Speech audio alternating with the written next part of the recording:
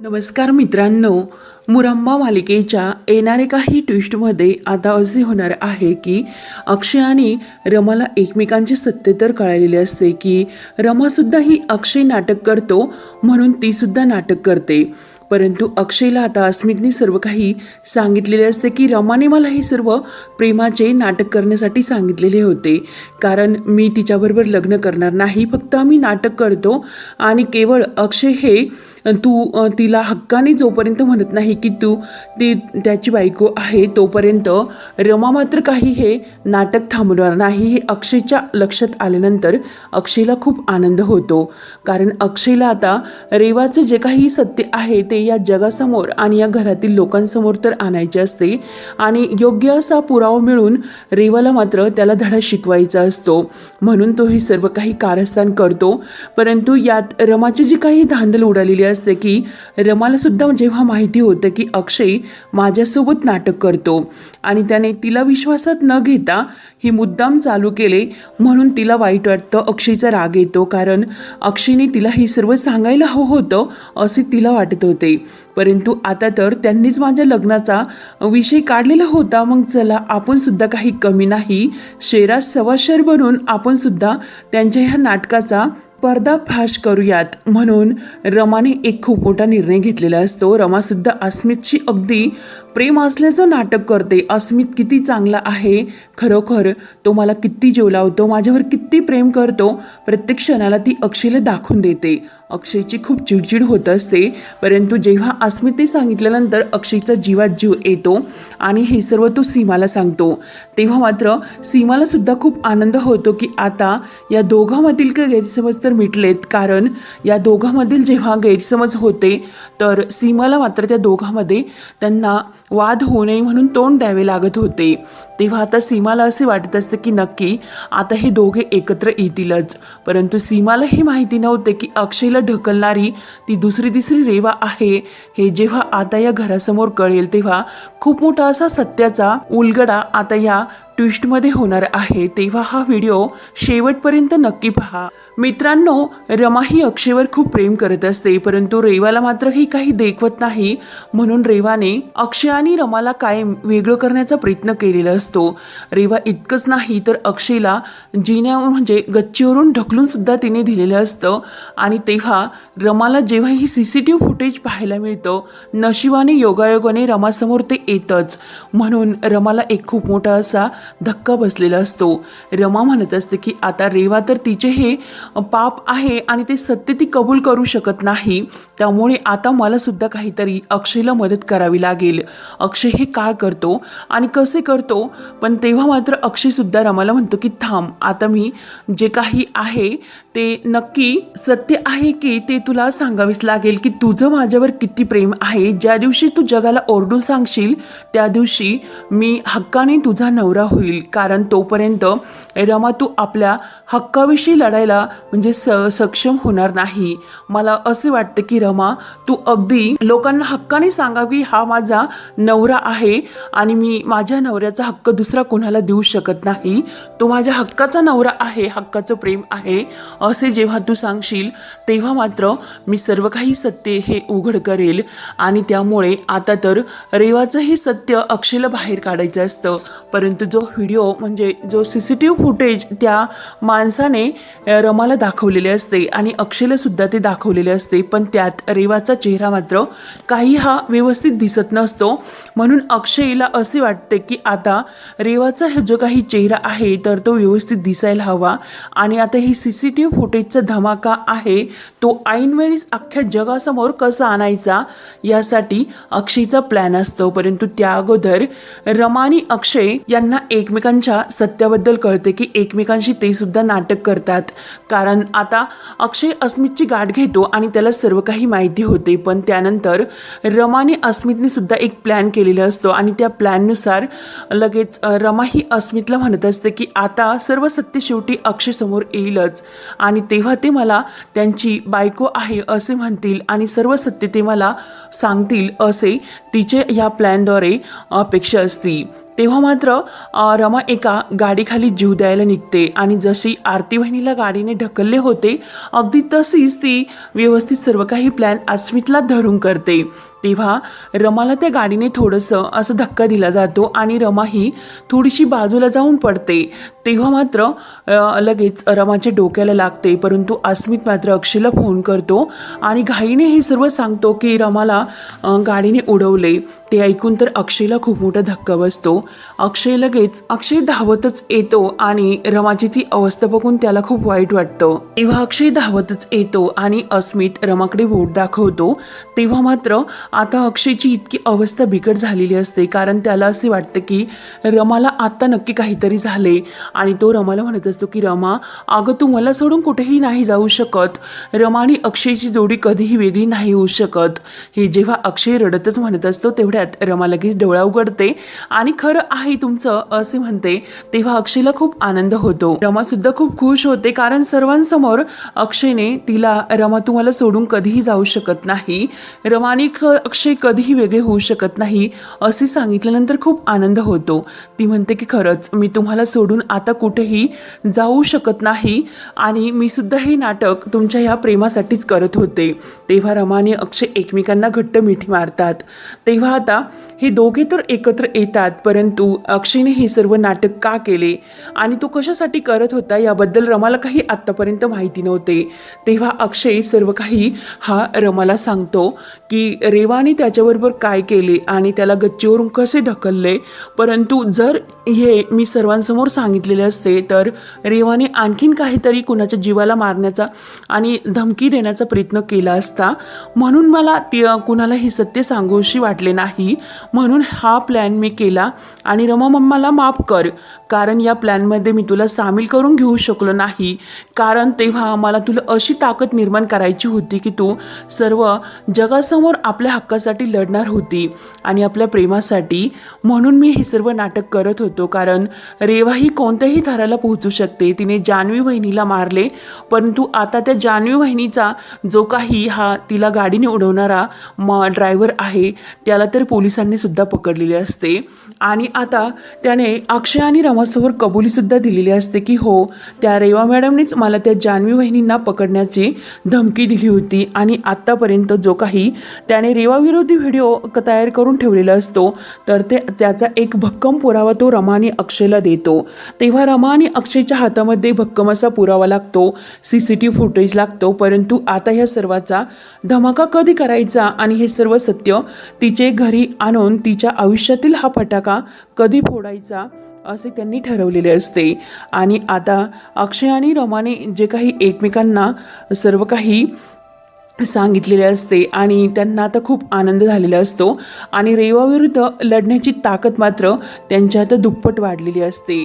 तेव्हा अक्षय म्हणत असतो की आता रमा तू सुद्धा ऐन वेळेस लग्नासाठी तयार व्हायचे आणि मी सुद्धा त्या रेवाबरोबर लग्नासाठी तयार होईल आणि ज्या दिवशी आपली ही म्हणजे संगीताचा कार्यक्रम असेल आणि त्या संगीताच्या कार्यक्रमा दिवशी हा सर्व काही धमाका फुटेल म्हणजे रेवाचे सर्व सत्य जगासमोर येईल.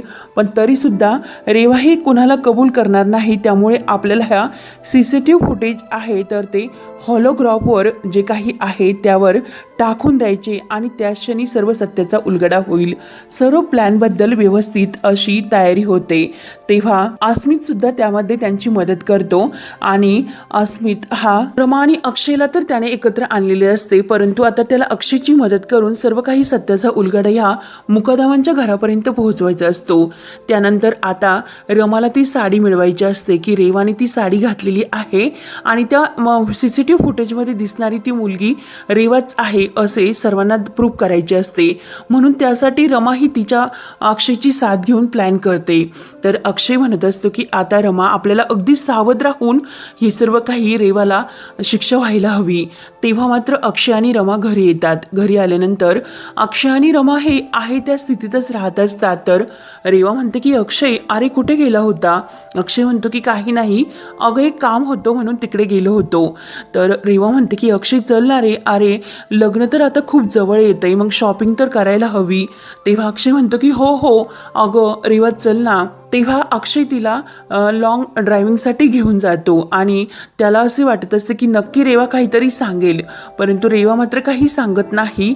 आणि शेवटी तो अगदी जसे नाटक आहे तसे त्या रेवाबरोबर करण्याचे ठरवतो. अगदी तसाच तो रेवाच्या प्रेमात म्हणजे तिला खरंच त्याचे तिच्यावर प्रेम आहे असे दाखवण्याचा प्रयत्न करत असतो. आणि तो आता रेवाला म्हणत असतो की रेवा, अगं आता लग्न तर आपले जवळ आलेले आहे, मग तू तिकडे कशाला सर्व काही तयारी करते, इकडे आपल्या घरीच तुझे सर्व सामान कपडे वगैरे सर्व काही घेऊन ये. तर रेवा म्हणते की अरे अक्षय, खरंच मी खरंच इकडे राहायला येऊ, मला तर खरंच खूप आनंद वाटतो की अक्षय तू असे म्हणतो. रेवा इतकी उत्सुक असते आणि तिला खरंच असे वाटत असते की अक्षयने खरंच तिला या घरात लग्नाच्या अगोदर बोलावले म्हणून तिला खूप आनंद होतो. आणि ती सर्व आपले सामान वगैरे सर्व काही घेऊन परत मुकादमांच्या घरी येते.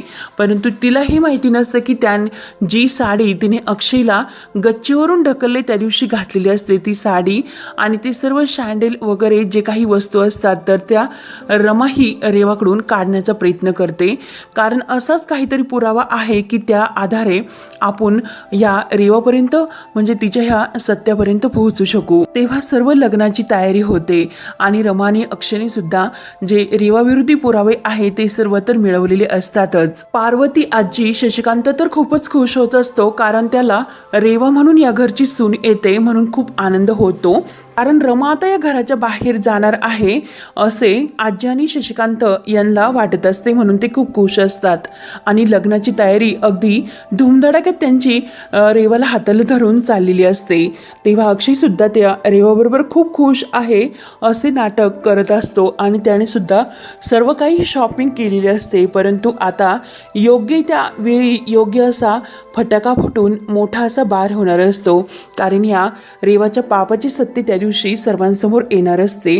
म्हणून अक्षय तर मनातून खूप खुश असतो. रेवा, आता काही झाले तरी तू माझ्या तावडीतून नाही वाचू शकत, कितीही काही कर, कुठेही जाऊन लप, परंतु आता मात्र तुझा हा खरा चेहरा सर्व जगासमोर येईल. म्हणून अक्षय रमाने सर्व काही तयारी केलेली असते. परंतु आता ऐन वेळेस मात्र लग्न होणार असतं, तर ते रमा आणि अक्षयचं आणि रेवाला शिक्षा देऊन. तेव्हा संगीताचा कार्यक्रम असतो. सर्वजण खूप छान तयार होतात आणि जे काही सर्व होलोग्राफ्स प्रोजेक्टर वगैरे असतात ते सर्व आलेले असतात.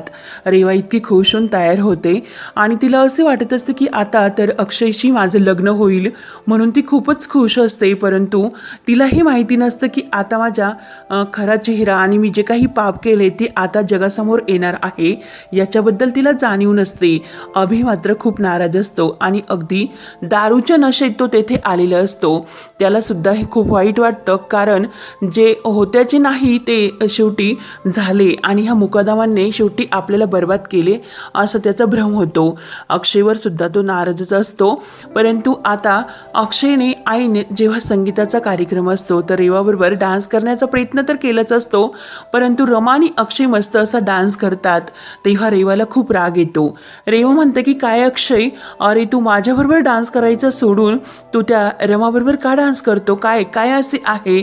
तेव्हा रमा टाळ वाजवते आणि आता जे काही होलोग्राफ्स प्रोजेक्टर बनवलेला आहे तो शेवटी सर्वांसमोर आणला जातो आणि ते बघून रेवाची तर खूपच अशी जिरते आणि काय करू आणि काय नाही अशी तिची गत होती. हे CCTV फुटेज जेव्हा त्या होलोग्राफ्सवर प्रोजेक्ट ऑन केला जातो तेव्हा तो CCTV फुटेज बघून रेवाच्या पायाखालची जमीनच हलते.